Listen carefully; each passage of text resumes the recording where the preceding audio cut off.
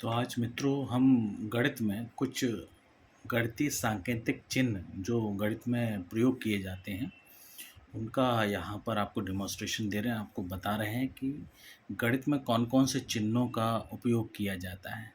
यदि आप इन चिन्हों को ध्यान से देख लेंगे तो आप गणित में आए हुए चिन्हों को बहुत ही अच्छे तरीके से पहचान पाएंगे। वैसे हम सब जानते हैं कि गणित में 4 ही संक्रियाएं होती हैं, जोड़, घटाना, गुणा, भाग। इसके अलावा हम कई जगह चिन्हों का उपयोग करते हैं। वो चिन्ह कौन-कौन से हैं? तो आइए शुरुआत करते हैं। सबसे पहले हम जोड़ के चिन्ह से देखिए, ये दिया हुआ है धन। धन इसको या तो जोड़ कहते हैं या धन कहते हैं। ये अगर एक छोटी-सी लाइन दिख रही है तो इसको घटाव या ऋण का चिन्ह कहते हैं। ये अगर 2 क्रॉस ऐसे-ऐसे दिख रहे हैं तो ये गुणा का चिन्ह कहलाता है। भाग का चिन्ह आपको ऐसे दिखाई देता है, एक लाइन ऊपर एक बिंदी नीचे, तो ये भाग का चिन्ह होता है।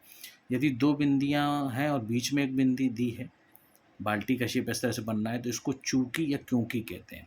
और यदि ये कोन का शेप बनना है, जैसे बर्थडे कैप होती है, एक त्रिभुज का शेप बनना है, तो उसको इसलिए कहते हैं।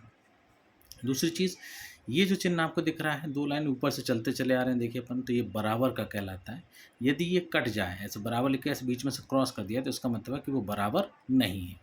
दूसरा ये चिन्ह, इसमें लोग ज़्यादा कन्फ्यूज़ होते हैं, तो इसमें समझने का सीधा यही है कि जिधर इसका मुँह खुला होता है वो बड़ा होता है, और जिधर इसकी चोंच होती है, ये छोटी चोंच पीछे दिख रही है, वो चीज़ छोटी होती है। जैसे एग्ज़ाम्पल के तौर पर हम आपके पास लें, जैसे हम ये लें 4 और 5, तो इसमें 5 बड़ा है, तो जिधर बड़ा है उधर हम मुँह खोल देंगे इसका, तो हमको पता लगेगा कि 5 4 से बड़ा है।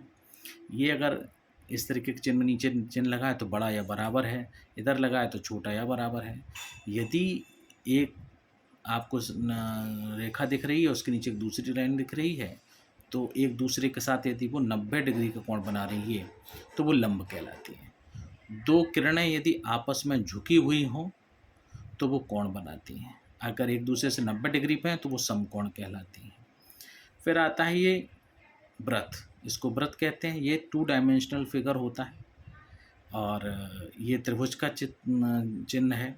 ये आपका आयत का चिन्ह है, ये वर्ग का चिन्ह है। होते ही ये सभी चतुर्भुज हैं, लेकिन इसमें अलग-अलग बढ़ जाते हैं, आयत, वर्ग, समांतर चतुर्भुज, समचतुर्भुज, समलंब चतुर्भुज, लेकिन होती उनमें 4 भुजाएँ। तो ये सब आते तो चतुर्भुज में, लेकिन इनके नाम अलग-अलग होते हैं। तो कुछ मेन जो है, जैसे आयत है और वर्ग। आयत आमने-सामने की भुजाएँ बराबर, वर्ग में चारों भुजाएँ बराबर।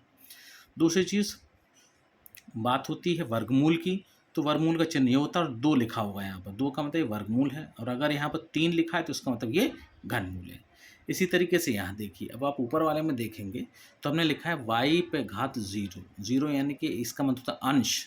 ये 0 जो लिखा हुआ है, इसको अंश कहते हैं, इंग्लिश में डिग्री कहते हैं। इसका मतलब ये कोण की माप करने के लिए, जैसे 40 डिग्री, 50 डिग्री, 30 अंश, 50 अंश, 40 अंश, जब ऐसे कहते हैं तो ऊपर जो 0 लगाई जाती है वो कोण की माप हमको बताता है। जैसे हमने मान लीजिए यहाँ पर ये लिख लिया 30 अंश, तो ये 30 अंश में कोण की माप होगी। इसी तरीके से अगर 2 लाइन आपको ऐसी दिख रही है तो ये समांतर दिखाएगा। अगर ये ऐसा दिख रहा है तो ये चाप। अगर 2 रेखाएं आपको इस तरीके से दिखें तो इसका मतलब समांतर रेखाओं को प्रदर्शित कर रहा है। ये ऐसा चिन्ह अगर आपको दिख रहा है तो ये पाई का चिन्ह है, और इसका मान हमेशा याद रखिए 3.14 होता है। 22/7 बहुत कम केसों में यूज़ किया जाता है। सबसे एक्यूरेट मान जो है वो है 3.14। ये अनंत का मतलब है जहाँ तक हमारी पहुँच नहीं। आप ऐसा मान लीजिए, जहाँ तक हम नहीं पहुंच सकते।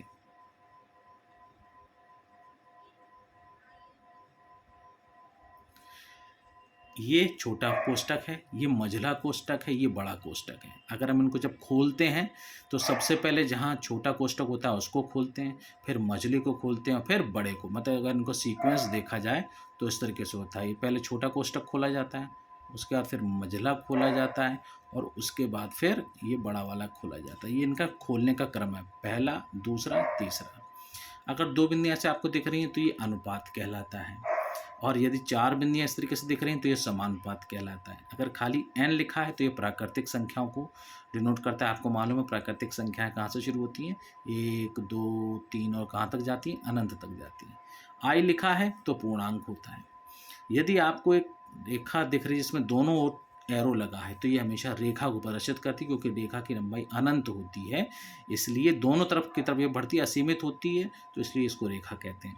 हाँ, इसमें से अगर बीच में से एक पार्ट हम काट लें, वो काटा जा सकता है, तो उसको रेखाखंड यानी रेखा के एक पार्ट को काट लेना, वो रेखाखंड कहलाता है। तो उसमें तीर नहीं होगा, मतलब हम इसको माप सकते हैं। रेखा को नापा नहीं जा सकता, लेकिन रेखाखंड को नापा जा सकता है, तो इसलिए इसको कहेंगे रेखाखंड। अगर एक तरफ ही एरो लगा है तो ये किरण कहलाती है, क्योंकि उसका एक सोर्स निश्चित है और जहाँ जा रही है वो अनिश्चित है, कहाँ जा रही है।